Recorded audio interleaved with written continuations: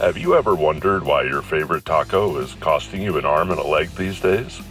Or is your dream couch still in backorder status for months now? Join us as we go behind the scenes of the global supply chain. Let us discuss and understand its complexity and learn from the industry leaders, professionals, and subject matter experts. Expect in-depth analysis and genuine conversations about the major issues affecting the supply chain today. Welcome to Supply Chain Demystified. Your host is none other than the distinguished supply chain expert, Dr. Nick Valles. Professor Valles is the academic director of USC Marshall Global Supply Chain Management and founding executive director of USC Marshall Randall R. Kendrick Global Supply Chain Institute. So we're talking about the young generation and the aspirations, and I'm really, it's the one thing I enjoy about speaking, teaching, writing, doing research, working with industries, is that the younger generations understands the importance of everything that we do within supply chain, within the logistics, to take care of our planet Earth. And I'm so glad that you mentioned that is truly your own kids, but also the generation here in Slovenia believes the same way. So I'm very happy to hear it. So let's talk about now your own story. Right? 11th year, you started from absolutely nothing and came up with this concept with others, I'm sure, to Logistics Congress. What was the inspiration? Well, I think that we are different people here, but in general, what I honestly believe is the legacy. I honestly believe in legacy, and I think that this is so important. If everybody would care what it will stay behind us, then the world would be much better. So how it came to this, that we started to do what we do, is that in 2 million people we had so many logistics events in the past, so that me as a manager of one department at that time didn't know where I will go, where my colleagues will go, which event I will sponsor, and so on. So it was the inflation of too many happening. So on the other side, when there is an inflation of too many of the things, that means that even the events that have been done from the logistics perspective, there was not being so many participants, so that everybody was thinking to shut down the events. What we did, we agreed upon this, that there is too many of it. We went to one of companies that were delivering the logistics conference, and we said, okay, let we agree that, and this is really something from the very beginning. Let we agree, we will shut down our event, you shut down your event, because it is anyway not too many people, and let we build the best event in the world from the scratch, from the very beginning. Brilliant. This is how it started. Brilliant. Yeah. And okay, now through the events, through the years, they step out, and the event is now fully of Slovenian Logistics Association, but the concept, the idea, and everything behind it stays. It is international, the best, not the biggest, but the best in the world, to show the best practices, to connect everybody that are anyhow touched with logistics, whether this is production company, or this is transportation, logistics, or offering of the digitalized services, or technological solutions in part of logistics. And if you put all of them on the one place, then it means that they really can hear something new, and that they can learn something new, and that they can really maybe make a business out of it. This is the Fantastic. The reason I think the story really aligns with my journey, I will be hosting 12th Annual Global Supply Chain Summit in Los Angeles. About 12 years ago, when I first had this concept that teaching students in the classroom is not preparing the leaders. It's just giving them the tools. And to prepare the leaders, the industry, the best practices, and they have to be integrated. And with that decision, we actually started the Masters of Science in Global Supply Chain program and the Center for Global Supply Chain at the same time. So because the industry has to be part of it, industry trend has to be integrated, and student needs to really learn what's happening in industry, what's happening within government, and sort of create that ecosystem. I was blessed about 2.5 years ago. One of my board member, Randall Arkandrick. Randy was generous, was passionate about the work that we were doing, and gave $20 million gift. So now we have the institute.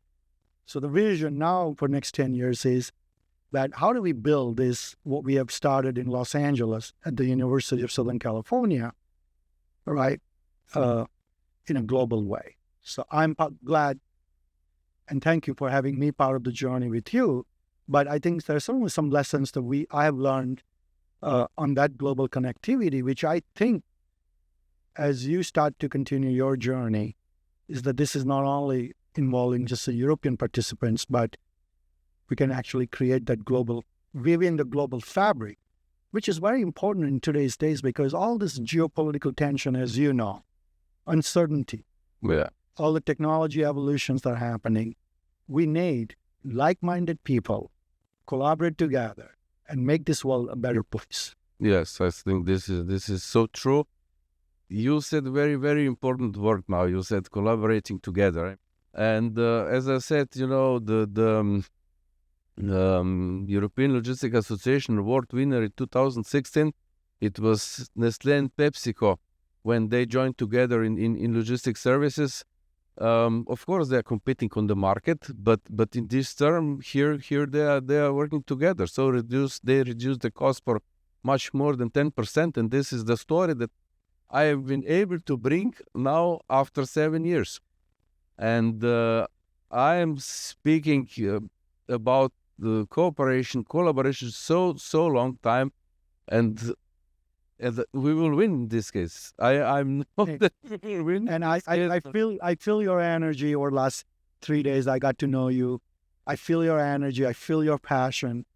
And I really think that Slovenia is lucky to have a leader like you who truly is not only building the foundation, but building the foundations for the future generation to embrace. And I do believe, honestly, that in times like this, and times that what I call the inflection point where we have too many problems, war that we are facing here, especially from the Europe standpoint, Russia, Ukraine, Middle East conflict, potential conflict in Asia, and so forth.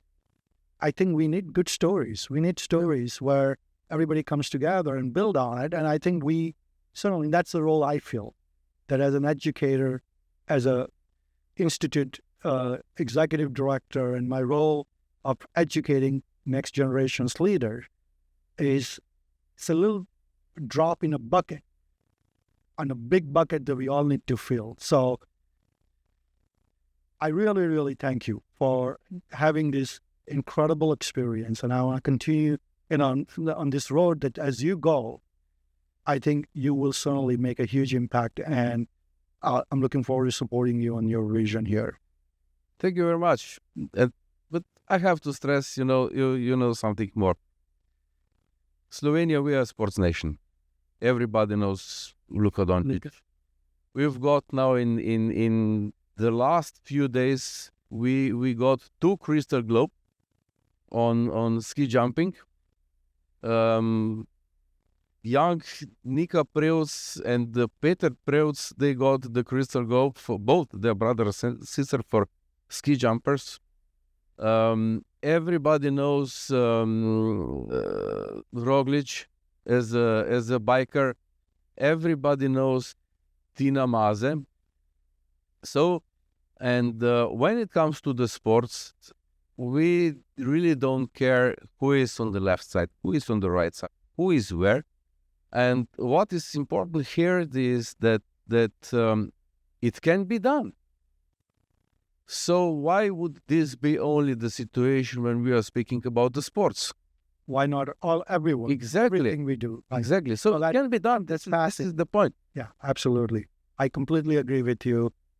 Listen, I think we can go on for hours. Yeah. We will do a follow-up next year on this podcast, but I would love for you to tell the audience and the investors and then the companies about how Slovenia is a good place to do business and why they should visit A, and B, spend some time with the industry leaders in Slovenia. So I would love for you to actually speak to my audience and share your vision.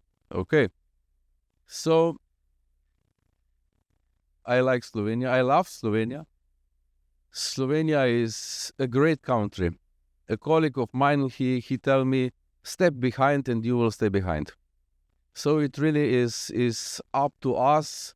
What are we going to do? It is not the matter how big you are, how small you are. It is only what the strong ideas you have and what are the ideas behind. And Slovenia, we have so many things to show. We have a pit pill with ideas. We have logistic-wise, we have, I don't know, I even don't know how many universities we have.